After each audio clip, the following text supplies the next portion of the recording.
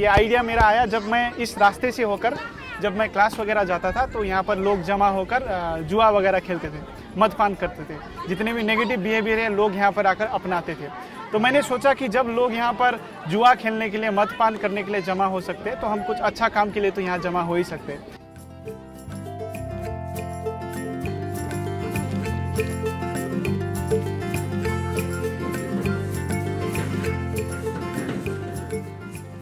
तो अभी हम लोग यहाँ पर एक बुक का रिव्यू करेंगे जिसका नाम है हैप्पीनेस एक्सप्रेस।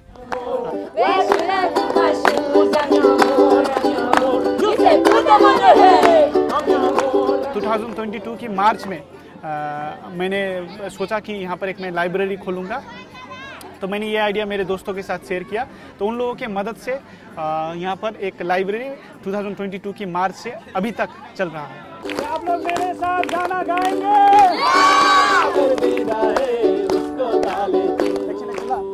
छाँव के नीचे बैठकर रीडिंग हैबिट्स को डेवलप कराने के लिए भी हम लोग काम करते हैं।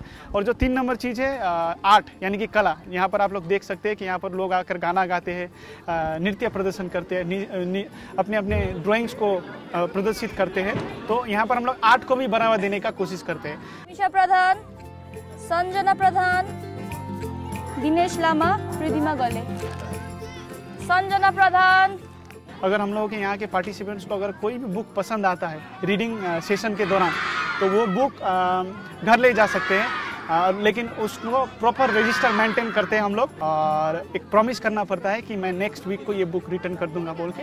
तो उस क्राइटेरिया के माध्यम से लोग किताबें ले जा सकते हैं यहाँ पर। हम लोगों ने जब यहाँ पर मिलकर शुरू किया था तब मैं जितने किताबें पढ़ता था उतने ही किताबें मेरे पास अवेलेबल थे, यानी कि मेरे पास लगभग 20 से 25 किताबें थे। जब हम लोगों ने इसका जो फोटोज़ वगैरह जो फेसबुक में पोस्ट करना शुरू किया, लोगों ने हमें किताबें भेजकर मदद की।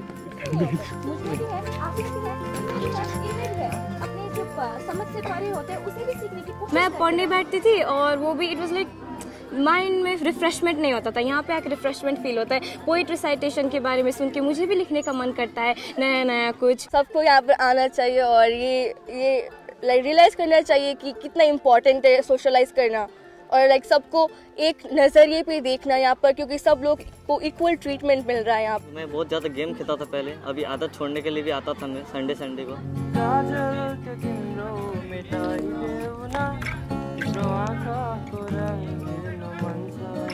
बुझे